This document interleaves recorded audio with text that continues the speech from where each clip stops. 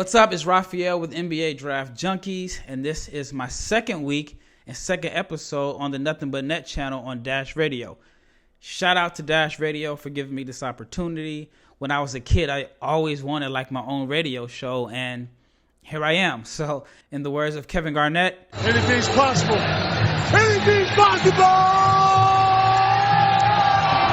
Now let's get down to business, and in this episode, I'm just going to talk about how I think teams can fill their team needs in the 2020 NBA Draft. I'll start off in the Eastern Conference, beginning with the Southeast Division, and the first team I'll cover is the Atlanta Hawks, who hold the number 6 pick in the draft. Well, 267 points have been scored in this game, and the fans are yelling defense. Team needs defense, defense, defense. They were one of the worst. No, they weren't even one of the worst teams. They gave up 119.7 points per game last year.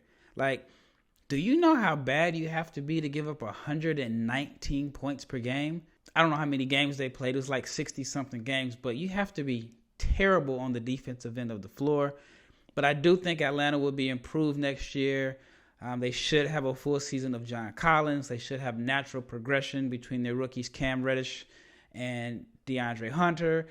Adding Clint Capella should help improve their defense, but I wouldn't be shocked to see them draft defense. So Isaac Okoro, in my opinion, is the best wing defender in this draft class. He's also from Atlanta, and just off the top of my head, he could be like the first teenager the Hawks have drafted that is from the Atlanta area since Josh Smith.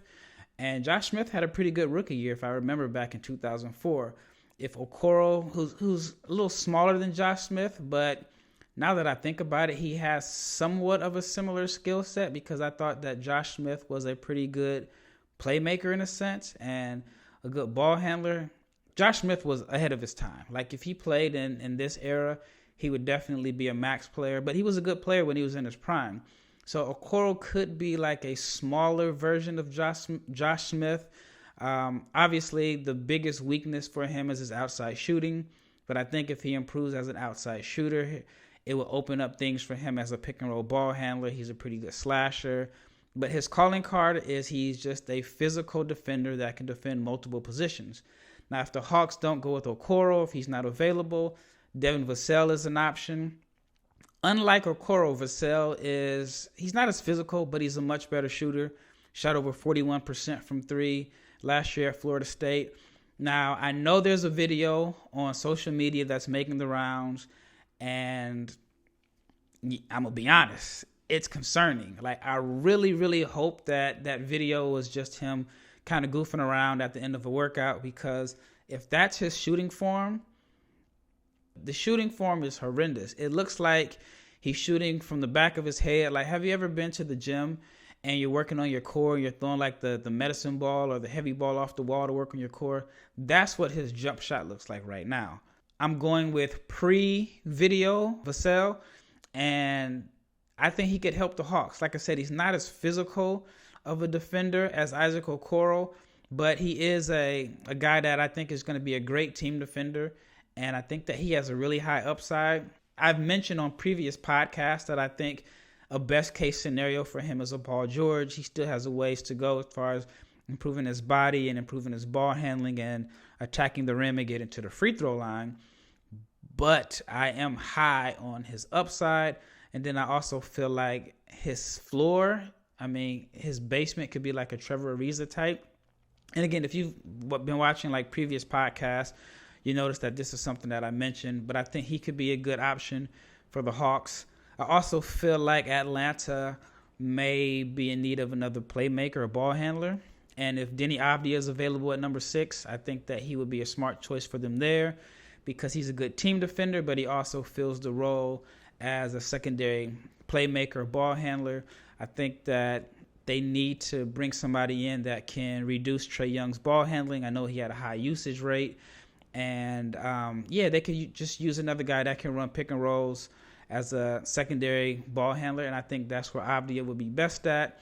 The outside shooting and free throw shooting is somewhat of a concern, but I'm buying into him being a much better shooter. And as far as Avdia compared to the other players in this draft, I feel like he might be the most experienced player in the lottery. Obi Toppin You can say Obi Toppin because he played 2 years of college basketball.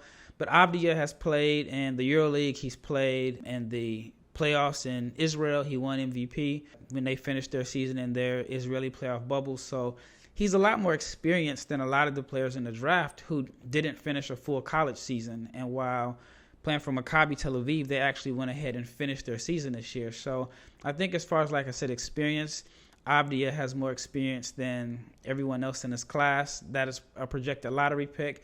So I think that would be a good choice. I don't know if he'll be available at number 6. If he's not, Killian Hayes could be available. Now, Hayes is more so of a point guard. It would be an interesting fit to see him next to Trae Young, but I think also he could relieve him of his ball handling duties.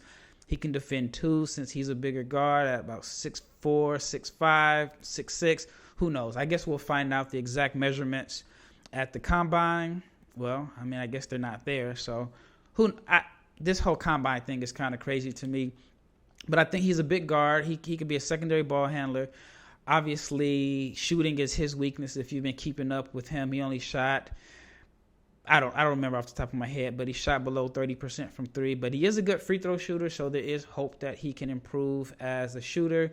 But I think him and Trae Young could play off of each other, and that's if Atlanta is interested in, bringing in another ball handler. They could possibly address that need in free agency. Another player that I think that would be a good fit for them, but I wouldn't take him at number 6, is Tyrese Haliburton. I'm not as high on Haliburton as I was before, but I do believe he's a plug-and-play guy. I think you can put him in any system, and he can complement any player. And I think that he could be a good fit for the Hawks, but like I said, I wouldn't take him at number 6.